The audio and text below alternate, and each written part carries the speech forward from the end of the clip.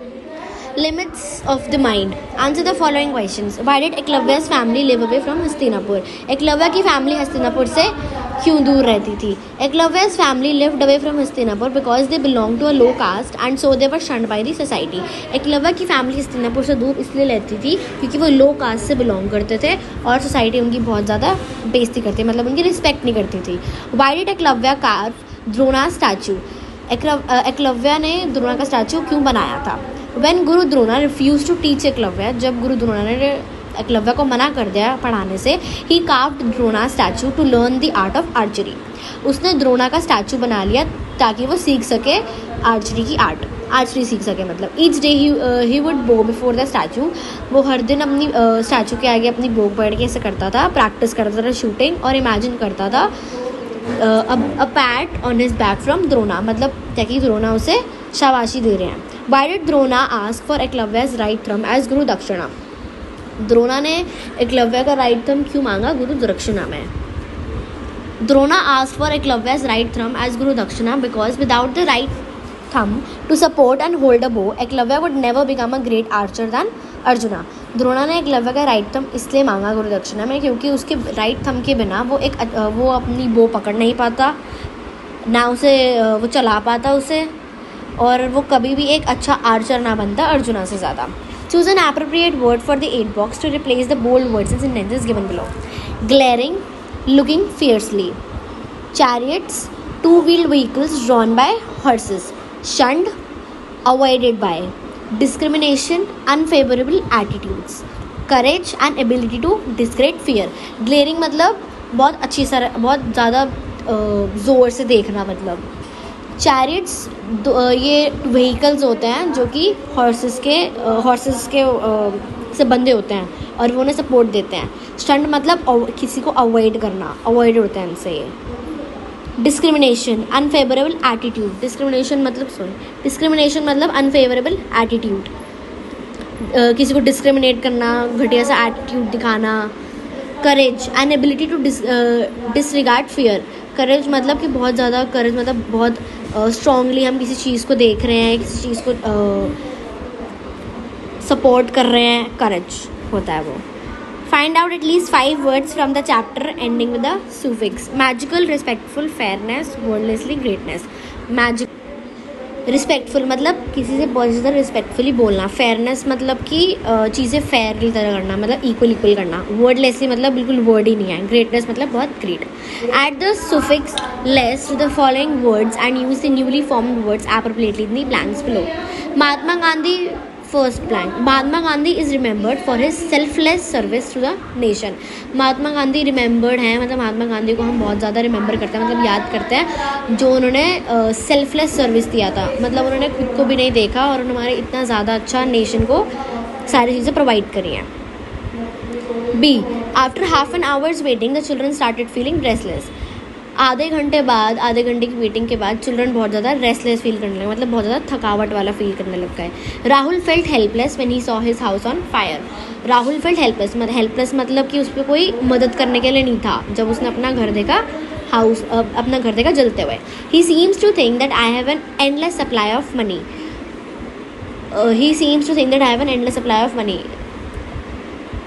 He seems to think मतलब उसने सोचा है कि उसके पास बहुत endless supply of money, because उसका कभी ख़त्म ही नहीं हो सकता. एंडलेस मतलब कभी ख़त्म ही नहीं होता, इतनी सारी उसके पास पैसे हैं. The tireless effort of the construction staff helped in the completion of the bridge before time. The tireless effort मतलब बिल्कुल बहुत सारा एफर्ट था, मतलब कभी ख़त्म ही नहीं हो रहा था उनका एफर्ट कंस्ट्रक्शन में. उन्होंने हेल्प करी ब्रिज कंप्लीट करने में टाइम से पहले. The bird's body appear to the lifeless but a little water revived it. The bird's body appeared to be lifeless. जो बर्ड की बॉडी थी वो लाइफलेस हो गई थी, but a little water revived it. Lifeless मतलब उसकी लाइफ बिल्कुल ख़त्म ही हो गई थी. Value based questions. What inspiration do you get from the story of Ekalavya. आपको एकलव्य वाली स्टोरी से क्या इंस्पिरेशन मिलती है, आप उनसे क्या सीखते हो. The story of Ekalavya inspire us to have strong determination. The story of Ekalavya हमें स्टोरी ऑफ एकलव्य इंस्पायर करती है कि हमारे अंदर बहुत स्ट्रॉन्ग डिटर्मिनेशन है, कि हमें अपनी स्ट्रॉन्ग डिटर्मिनेशन रखनी चाहिए if we wish to achieve something. अगर हमें अपनी लाइफ में कुछ अचीव करना है, अपनी लाइफ में कुछ पाना है, if we are determined nothing can stop us. अगर हम बहुत ज़्यादा डिटरमाइंड मतलब बहुत ज़्यादा स्ट्रॉन्ग है कि हमें ये करना ही करना है, तो हमें कोई भी रोक नहीं सकता हमारे गोल से रीच करने के लिए।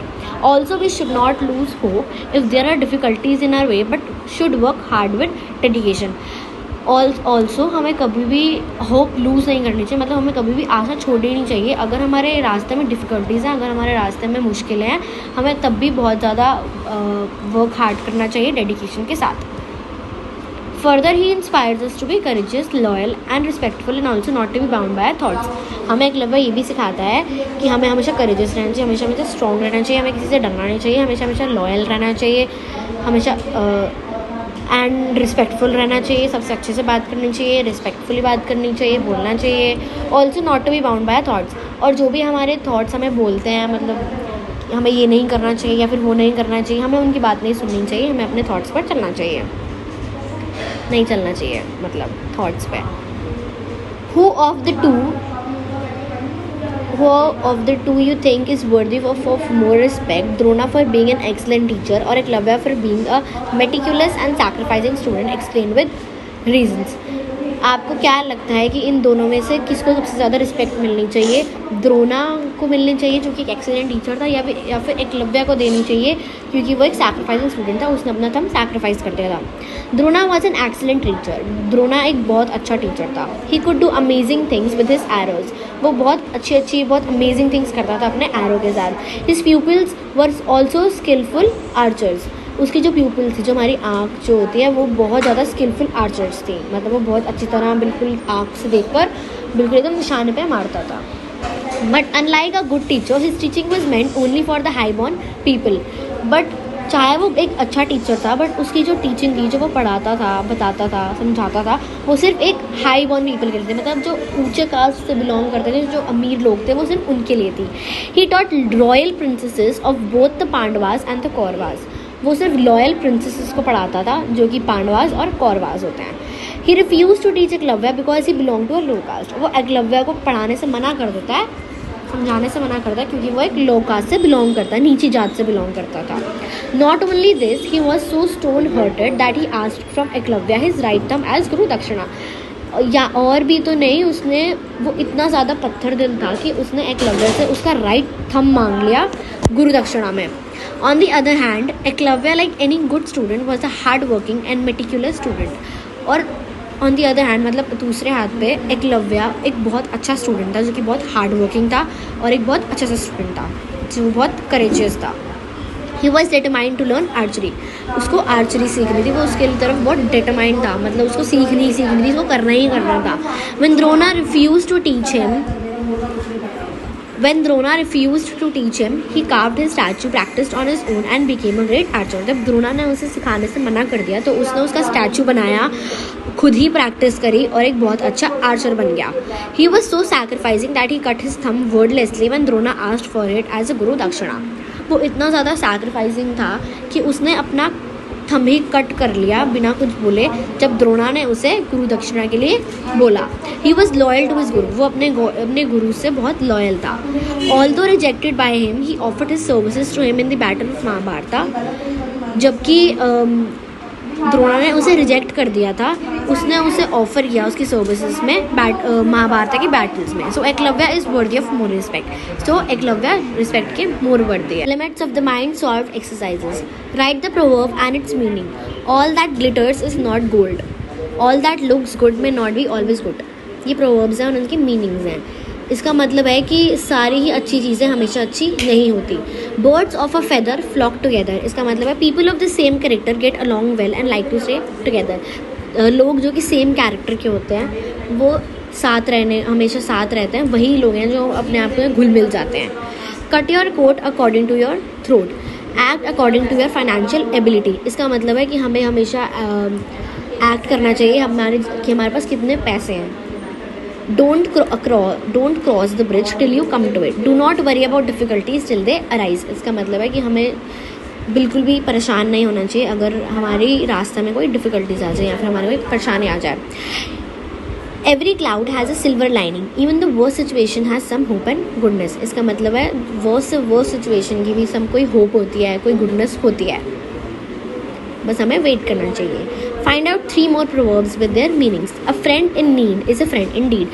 If someone helps you when you are in trouble, that person is your true friend. अगर कोई तुम्हारी मदद करता है जब तुम बहुत मुश्किल में होते हो तो वही तुम्हारा सच्चा दोस्त है. Better late than never. इसका मतलब है it's better if you do something later than not to do it at all. इसका मतलब है कि वो अच्छी बात है अगर तुम कोई चीज़ बाद में ही करो अभी करने से अच्छा.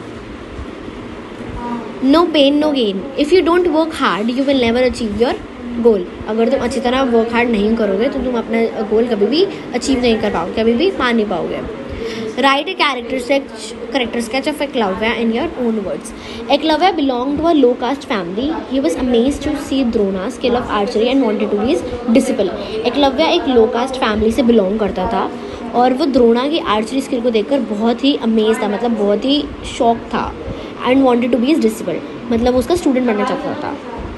He was such a strong worshipper of Drona that on being rejected by him to teach him the skill of archery, he made a statue and practiced in front of on his own every day.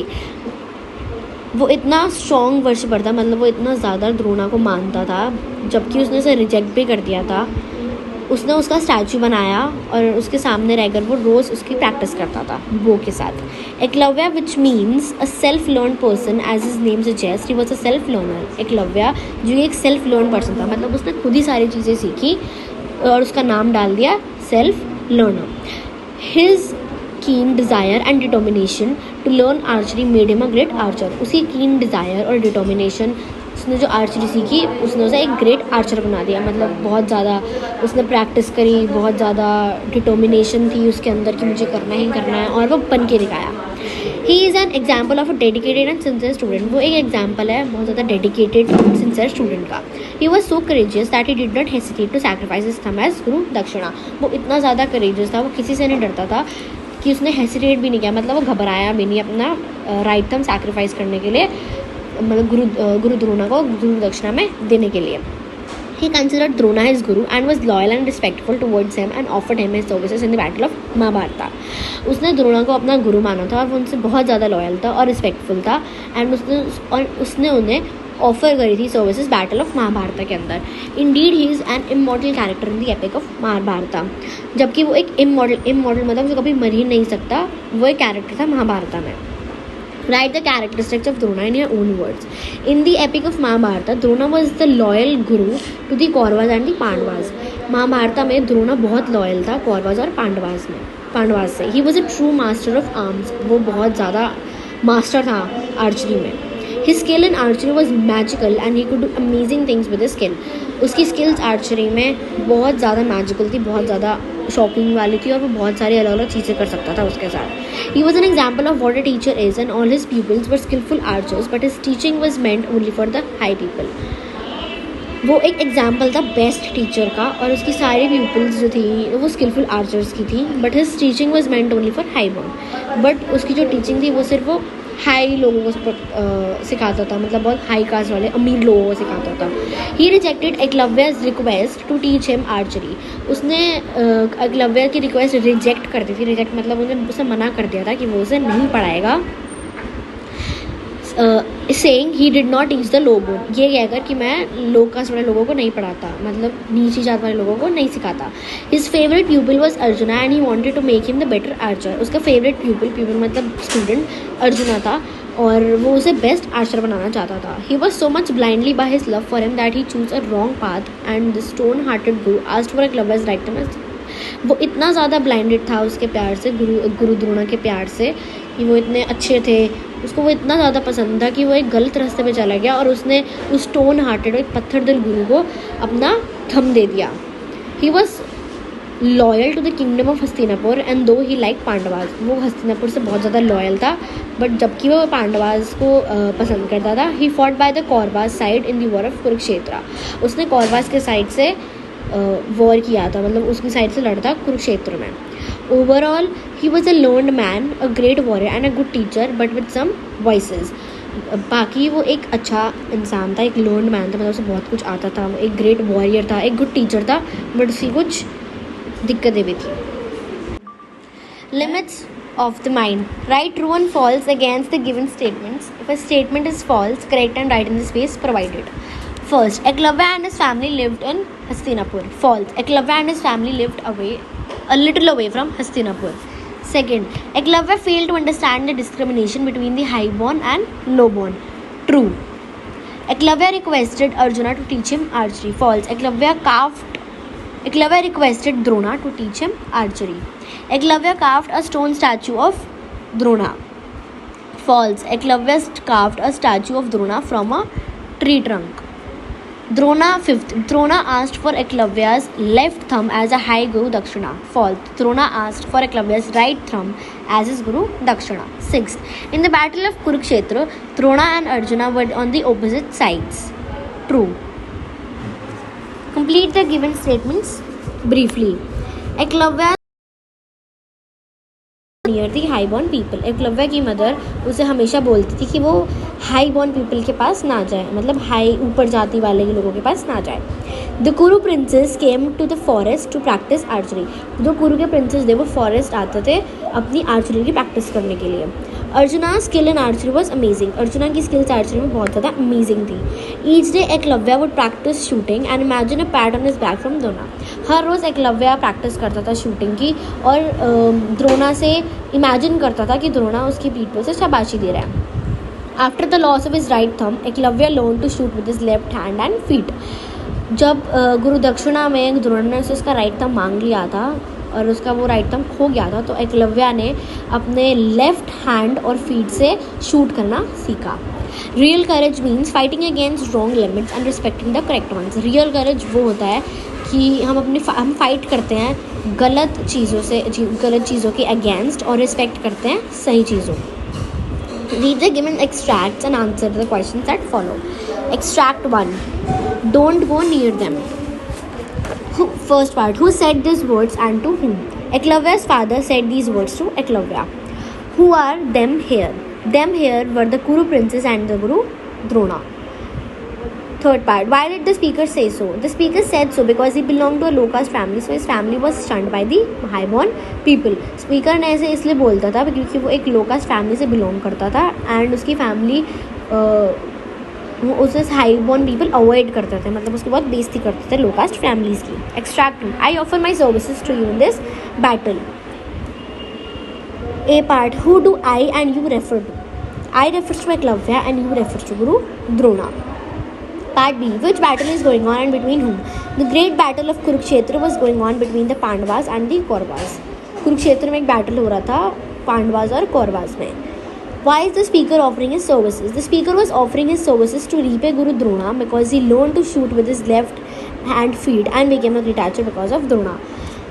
जो speaker है वो अपनी services उसे offer इसलिए कर रहा था क्योंकि वो गुरु द्रोणा को रीपे करना चाहता था, मतलब जो उन्होंने उसके लिए किया वो इसे एक एज अ देना चाहता था, इन रिटर्न देना चाहता था, क्योंकि उसने अपने लेफ्ट हैंड से और फीट से शूट करना सीखा और वो एक बहुत अच्छा आर्चर बना द्रोणा की वजह से.